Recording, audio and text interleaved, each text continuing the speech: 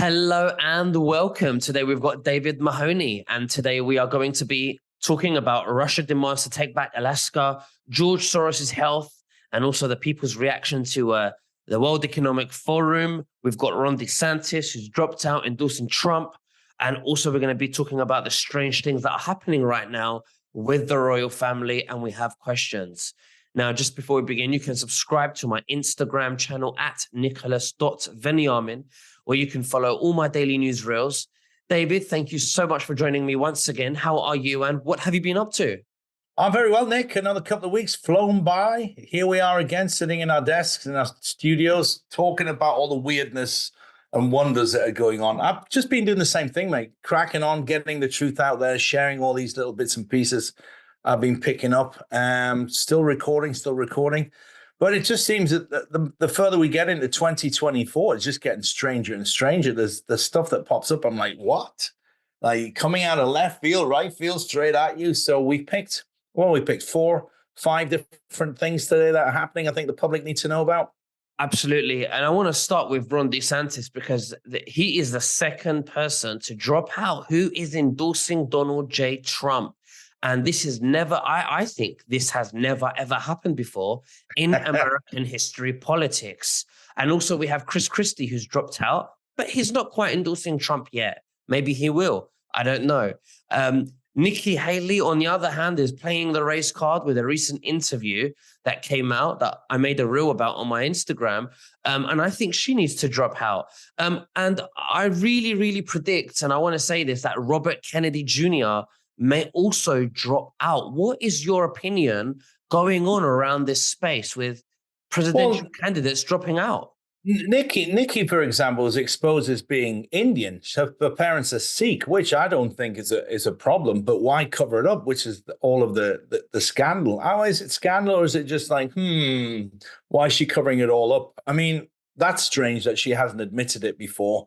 So I think you're right, Nick. I think she'll throw the towel in. I basically think it's, again, a whole huge play by the White Hats, where as they get into the elections, they're coming up to it, this guy's going to be recommended, this guy's going to be recommended. I think they realize that, they have a chance, a snowball chance in hell of competing with the sort of numbers. And I think it's just them backing out of it, saying, listen, you know what? I'm going to open the doors for you while you run the race. That's it. They're just backing them up by the endorsements, because it's getting very interesting out there. The polls, what happened in the caucuses. I mean, the left-wing liberals are reeling at such an embarrassing defeat at the start when they're talking about, it's not going to go that way. It's going to, it was very close. It was very close. It was nowhere near very close. It was a landslide, another walkover. So Trump, what they're doing is they're putting down smooth asphalt for him and his Trump campaign to just get back to the White House, because we desperately need it. And we didn't actually talk about this, Nick, but tie that into what's going on in Texas right now. For the sake of the viewers, I know you know about it, but the Texas governor has refused access to the border areas from all federal agents and employees, saying, you don't want to protect our borders. We're Texas. It's us that get affected by it straight away. As soon as they come across the border, they're in Texas. So if the federal government and the Biden administration won't take it into their hands to control and protect the borders. Now, remember, Nick, it's in the Constitution that they have to protect the borders. It's one of the clauses that the government and the president has to do. And if they're not protecting the borders, it's up to the citizens to take that into their own hands. And this is what they're doing. So Texas is already been discussing breaking away from the U.S. and becoming its own independent sovereign country, more or less. They have a lot of personnel in the Air Force. They've got a lot of personnel on the ground in the National Guard. They have a lot of equipment there as well. And if Biden decides to mobilize the National Guard to turn against the Texas mobile infantry divisions they've got down there, they won't do it. They simply won't do it. So it's fascinating. All these guys are dropping out of the political race, letting Trump take the way. Big states like Texas saying, you know what, F you, Joe Biden. You won't do what you're supposed to do. You're the worst president in history. We're going to take it onto ourselves to do it. And the federal employees and everybody else is not allowed in there. So it's a standoff. And they're talking about him being a rogue governor. that he's treasonous, but he's not. He's following the letter of the Constitution to protect the borders of the United States from enemies, whether it be foreign and domestic. And in this case, the enemy is domestic. It's Biden and his administration team. It's terrible what's going on at the immigration points. It's absolutely terrible. Yes, you're right. The people need to, they have the power to take action. If the government is not going to protect the Constitution, which is protecting their borders, which is partly of it, like you said. And this is why I've heard from Michael Jaco that there's going to be a convoy of we the people going to the borders to peacefully protest and to show their expression that they want strong borders. They don't want anybody just flooding in the country. I don't even like that when it happens in the UK. And I'm sure you don't like it where you are in Spain, because you want to know that your children, our children, the US, the Americans, people's children, they need to be safe. We need to check who's coming in. We need to make sure the schools are safe. That there's no drugs, rapists coming in and things like that. We want a nice, clean environment. And this is why I support Donald Trump. Yeah, you're right. They have a moral obligation to do this, Nick. It's not just because, okay, we're supposed to do this. Okay, we haven't got the funding. It's a moral obligation to protect the borders from foreign or domestic enemies, and they're not doing it. So I'm surprised it actually took this long, but I think they've exhausted all of the normal channels of communication and negotiation to try and get this done. And having, the Border Patrol agents that were working for the Biden administration were literally removing the last remnants of protection, which was barbed wire and other fences and obstacles to stop this mass migration pouring across the borders. To me, it's a clear display of scorch and burn policy, which means we know we're on our way out, but we're not going to leave anything standing for the next president to come in. It's the only excuse, really. They want these men of military age that have not been vetted for criminal record of what the background is and what their education level is, what they're associated with. There's absolutely zero controls, and this is what is driving people crazy, and they need something done about it. So I'm very happy to see that moving forward like that. Absolutely. Now, I want to speak about George Soros, because we seem to be seeing something very, he's got something in common with Joe Biden. And obviously, you're going to show us now the state of his health. And he's got that something in common with Joe Biden. These people should not be running the country. They should not be having any say in the country. Well, why don't you tell us about it? Well, here's the thing. These are what they call career politicians. They've been at it for 50, 60 years in this. George Soros's past is so dark that people are trying desperately to cover it, but it has slipped out. He was commissioned and employed and trained by the Nazi regime to infiltrate Jewish households, pretending to be a Jewish child. And then he would tell the Nazis and the SS where these Jews were so they could go and hunt them, remove them, and ultimately murder them. So his background is absolutely atrocious. He should not be having any political or public voice at all. But, of course, he's been well rewarded for his loyalty and his dark activities. But Nancy Pelosi is another one. The age of these people, they shouldn't be in any positions where they're able to access any form of power. They're just past their sell-by date. So I'll show you what's going on with Soros right now.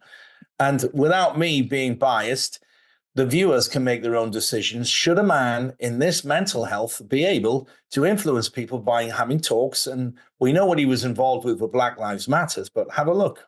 The melting of the Greenland ice sheet affects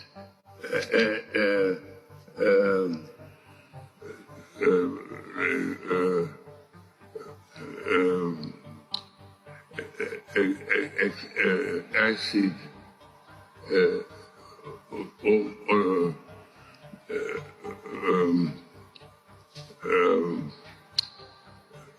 would increase the level of the oceans by 7 meters.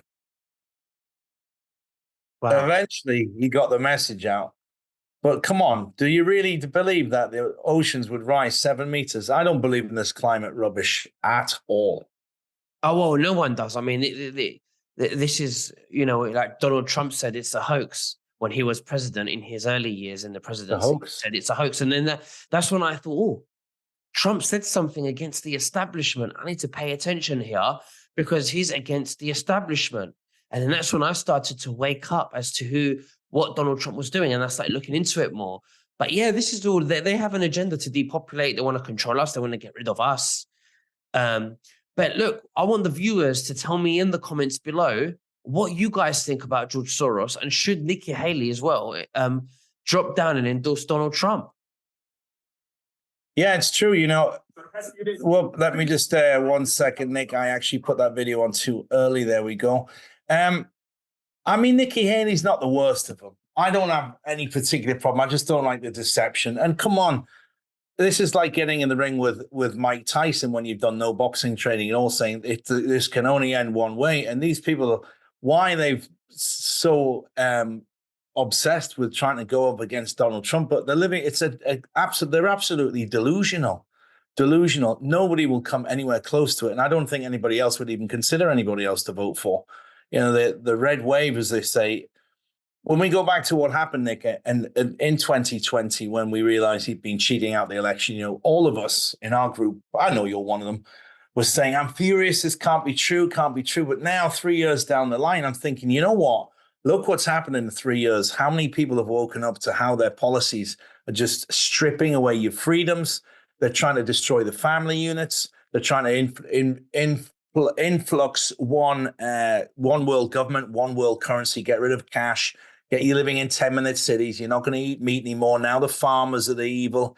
You know what happened in Russia is Lenin and Stalin decided that farmers were evil, and they took all of their food production away from it. And 17 million people, they starved to death because there was no food production, because the farmers were stripped away and they couldn't do what they were supposed to do. They're trying to do the same thing here.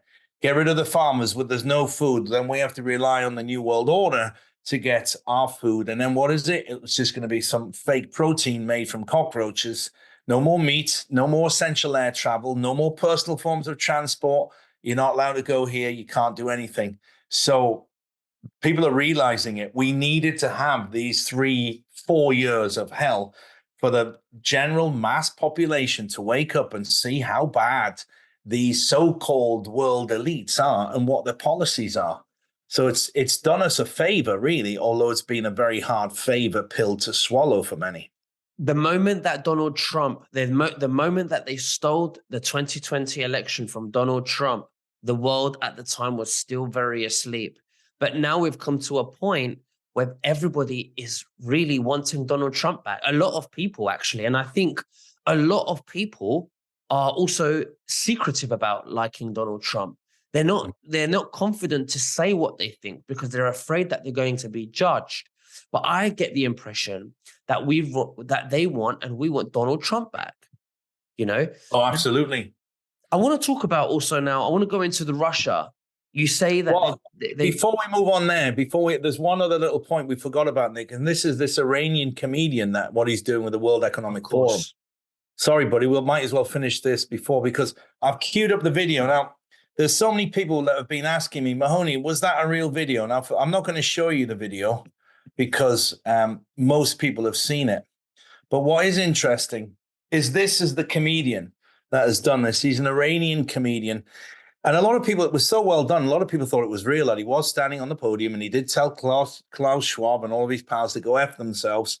But it was a very clever skit. It was a comedy sketch. And then he did a follow-up where he's got a black eye and he wanted to apologize. And, then it was insinuating they got him and beat him up.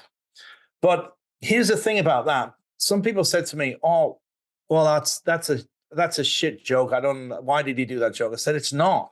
It's very clever, this, because it's got the message out everywhere because everybody agrees with him. And it's so, he got thanked. Listen to this video. This is his thank you to the world video. Past few days been pretty wild. I have received thousands of messages from people in America, South America, Europe, all the way to the Middle East. A lot of people from Germany. I think I know why. But the ones that I read all had one thing in common, which is that they see through the BS that's called the World Economic Forum. No one likes these people because, as I said, it's a global communist party that was not elected by the people of Earth. It's that simple. I appreciate your love and your support.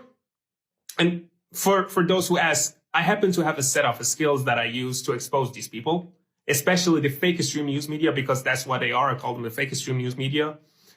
And I understand the consequences that comes with what I do, and it will probably haunt me for the rest of my life. But it is what it is. I am already in it, and the rest is up to God. Again, thank you for your support. Take care. Well, that was a great follow-up video because he says, look, he's been making these little skit videos about him sitting next to the women on The View, and then he's done that one. But what he has done, Nick, is he's red-pilled hundreds of thousands of people. That's what he's done, you know, and that was the great thing about it. So whatever your feelings are, like, oh, I'm pissed off, it's not real, I wish somebody would tell him that. The main thing is he got the message home, he pushed the ball across the goalpost line, and he's got the message, and now everybody agrees with him because the hundreds of thousands of messages he's getting in support just shows that the real people that have the real voice do not want these self-declared elites making decisions for their family and family members about their lives. And the message is very clear. Go F yourself, Schwab and all of the World Economic Forum. You bunch of self-elected, self-important, self-loving. Nobody wants them. We didn't elect them. Let them just go crawl back into whatever hole they came from. Absolutely. I think he's done a great job. Even though it wasn't real, it's like you said, the message and also people's reaction to that. They loved it. And we need more of that, even if it's a comedy, that the principle of the creation of how he put it together is alone. It's a message alone to say, this is what I think, an expression. Yeah, he did a great job. And for that, he needs all of their support and best wishes, which he seems to be getting. So that's to do with that. It shows the public what's really going on. And again, raising the conscious level of hundreds of thousands of people laughing and saying, yeah, Schwab, go F yourself. And that's what we want, because as you raise the consciousness level, this becomes like a weapon against them as well. All these bad wishes and ill wishes being placed and thought about by our powerful psyches coming together in hundreds of thousands of us together, all at that same moment going, boom. That's like a sonic weapon, buddy. And that's exactly what we want. Absolutely. Now let's move on to Russia demands to take back Alaska. What's happening there? Ooh, why? Man, this story just broke like I heard about this about an hour ago. So Alaska was sold for $7 million. Was it $7 million? Which is like an extremely low number, because at the time it was in 18 something it was sold. Where is it? I'm just going to bring this up now. I'm looking for it. At the time it was sold, that was not a lot of money. So here it is. Here's the breaking story. You see at the moment.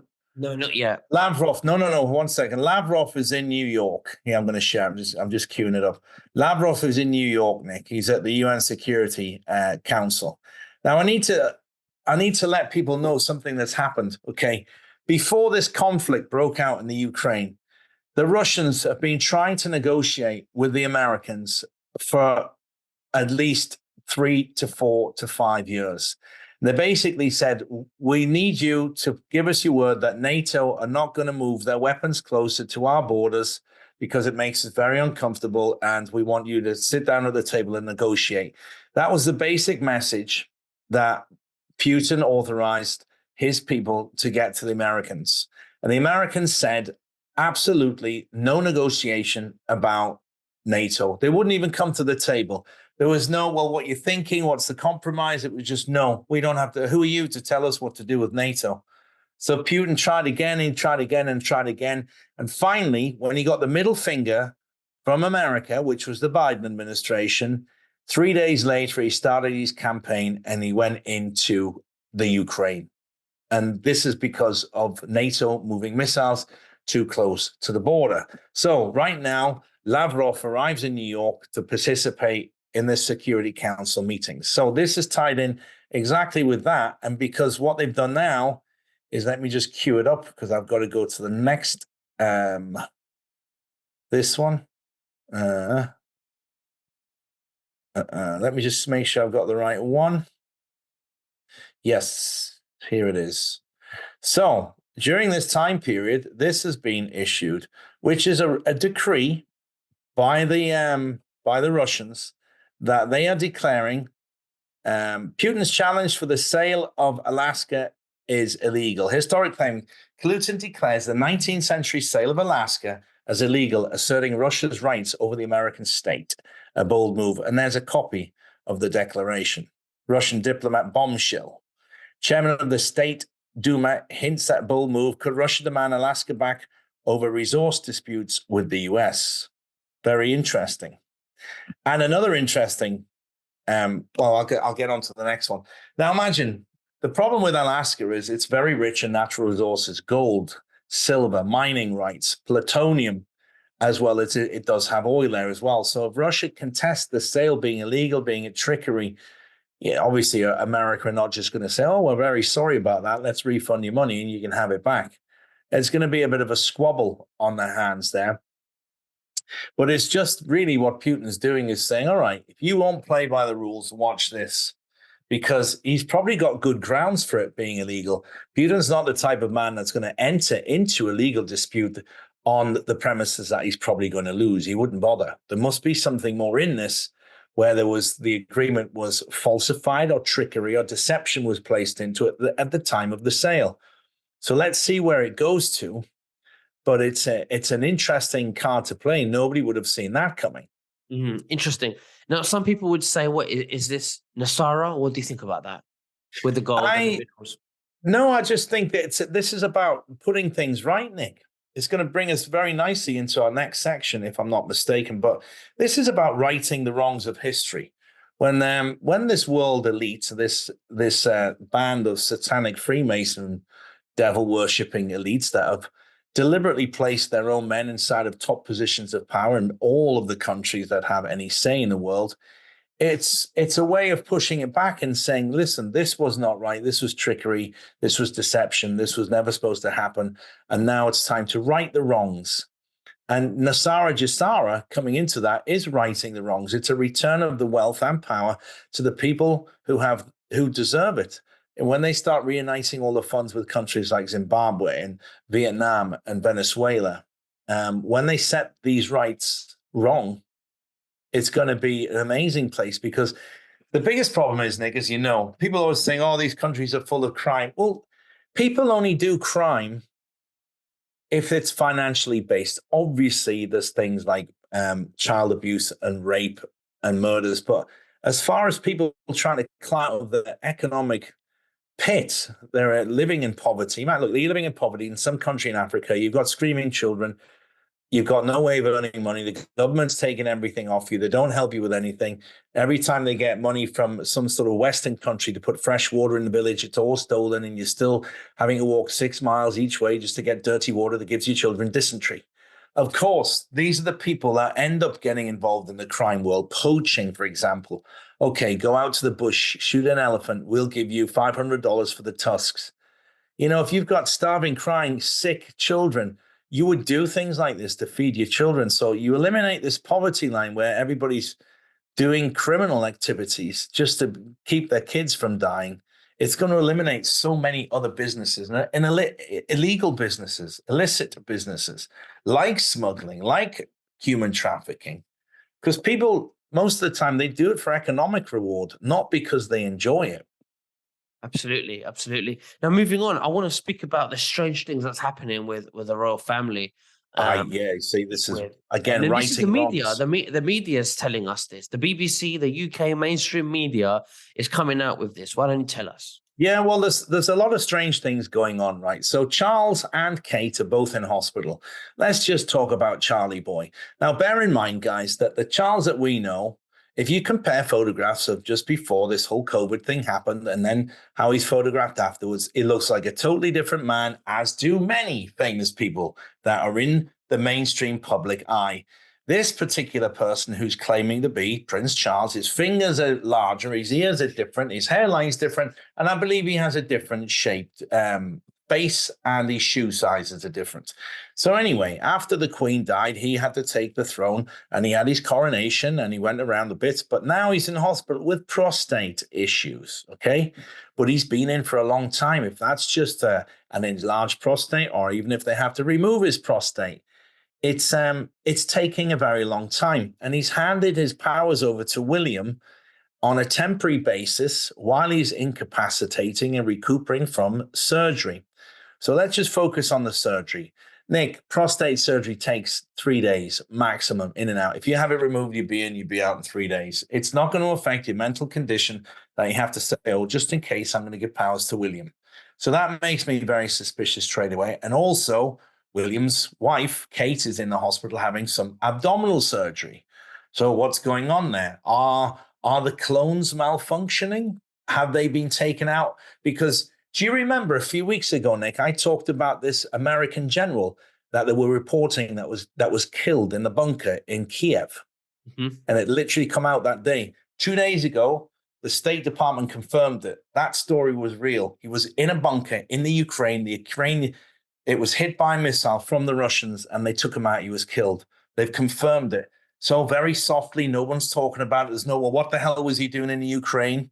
He's not supposed to be there. Why was he there? One of your top generals in that field. What was he doing in Kiev with you guys?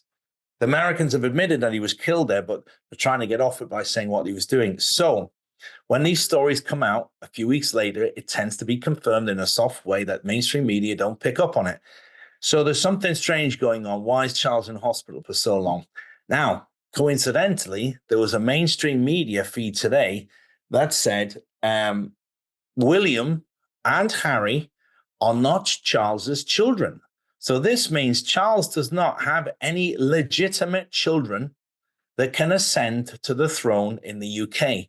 Because if William is found to be not Charles's son, and Harry's not Charles's son either, then there is no legitimate heir. Is this the start of a soft declassification of what they're intending to do, which would be to fold the entire royal family system as an archaic way of ruling, which is just costing people billions and billions of pounds, the richest family in the world? They're very, very powerful. Now, back in March 2020, when I did this series of interviews with Greg Hallett, he talked about Harry being the son of James Hewitt. And Hewitt used to live here in Spain. And I tell you what, I could see the resemblance straight away. But then he said something that shocked me. And for your audience, I'll repeat it. He said that William is the son of the former king of Spain, King Carlos. Now, King Carlos has fled Spain a couple of years ago because he had a 100 million euro tax bill.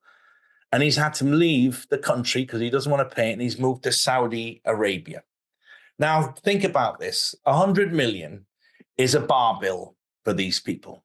He gets they don't care about 100 million. You don't think he can raise 100 million? Of course he does. And you're telling me the King of Spain, one of the most refined and sophisticated Spaniards that lives, whose taste for the Spanish culture is famous for his taste in wines and the amazing food in Spain. So you're telling me that guy, after living in Spain all of his life, is going to move to Saudi Arabia, which is a Muslim country, hotter than hell, where you're not really supposed to drink. And what's he going to do every day? Sit in his villa? He can't go out, even going out to enjoying some of the amazing scenery, castles and properties he has in Spain. He's going to go to Saudi Arabia?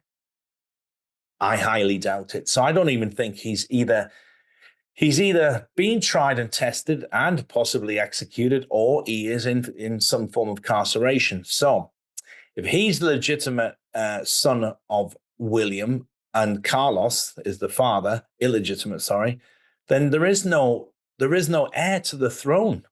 There isn't any.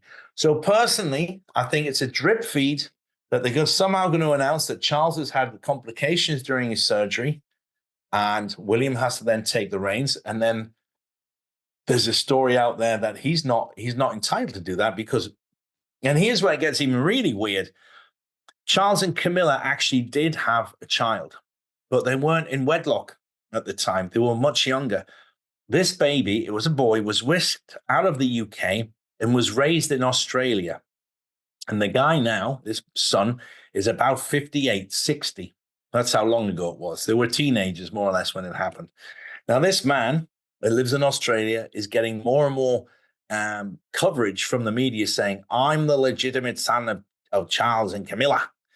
And he's demanding a DNA test from both of them, which their legal team have managed to fob off But this guy is now living in protection. He's being funded by members of the Australian movement that he's now built around him, trying to prove he's the legitimate son of them both.